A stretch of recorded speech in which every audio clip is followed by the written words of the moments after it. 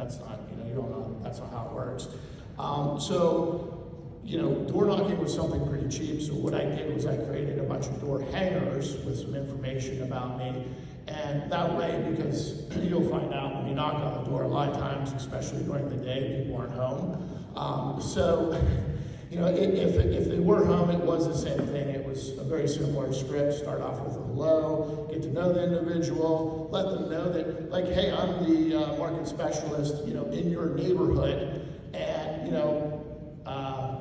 just through dialogue, you could get through, like, how long have you been here, etc. And some of that's going to lead to, I've been here for 25 years. Oh, that's great, you guys are going to stay here forever. So you could get some inclination of who might be moving, who may not be moving. The other nice thing about that is by going through a neighborhood door knocking, maybe several times and leaving flat, like little hangers when you're not there. Actually, my first listing came from that. The people called me and they said, we'd love to interview you because we know you sell a lot of real estate in this neighborhood. Truth be told, I've never sold a house in that, actually anywhere. I don't know that it's so much important about the actual script, but it's getting to know them, and like both of them had mentioned, getting to know their needs, so assessing where they are in life. Did they just move in there? Have they been there for a while? Does the house suit their current situation? That's what I was looking for. I just want to repeat that to everybody in the room. He had not sold a house. Perception is reality. They said he was the expert because he was telling them that he was the expert. Since you got the mic and you dropped it already and said, that's how we started, right? That's how we got his feet wet. But then he shifted to phones. Why? And what are you saying? And how is that helping you? Yeah, I think the big why is because, we don't really have apartment buildings around us. It's all single family homes. So after you hike through the snow several times, you're kind of wow, this really sucks. And then then half you don't have that problem down here. And you end up talking to let's say 5 people, right? Over 3, 4, 5 hours. You start to realize the inefficiencies of that. I'm not saying not to do it, because obviously one thing that's going to be very specific is your area. But I also think when you're face to face with somebody, the more personal it is, the harder it is for them to say no. So I literally never had anybody slam the door in my face. They might not have opened it because they're wow, that was creepy. But they tend to be very nice face to face.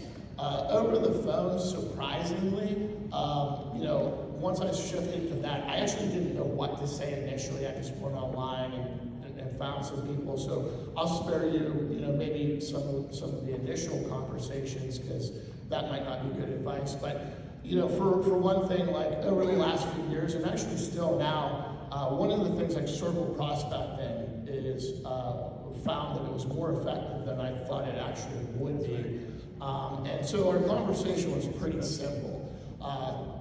And it all depended. So there were several scripts. So one, let's say I just sold a house in the neighborhood, right? So we'd call around the neighborhood, and the script would be very simple. Hi, this is, Adam Slifko from Century 21 Fairways. We actually just put your neighbor's house at 123 Main Street under contract, and we have tons of other people that want to get into this neighborhood. Have you thought about selling? So something as simple as that.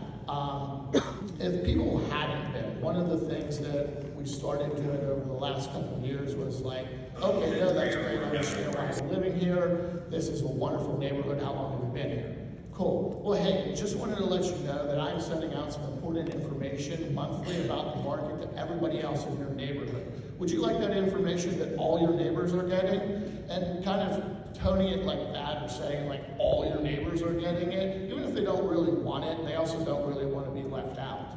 So, and I think going from the door knocking to the phone, it was a lot more efficient. You could, make calls for a few hours a day. You might talk to 25 people compared to 5. And then with adding them to your database, now you're starting to build your database much, much faster. And you can send them valuable information, so we do email, but the other thing we do is create a customized audience in Facebook, and then you can run ads specifically to people that know you, which is going to be way more powerful if you're just putting ads on Facebook in general.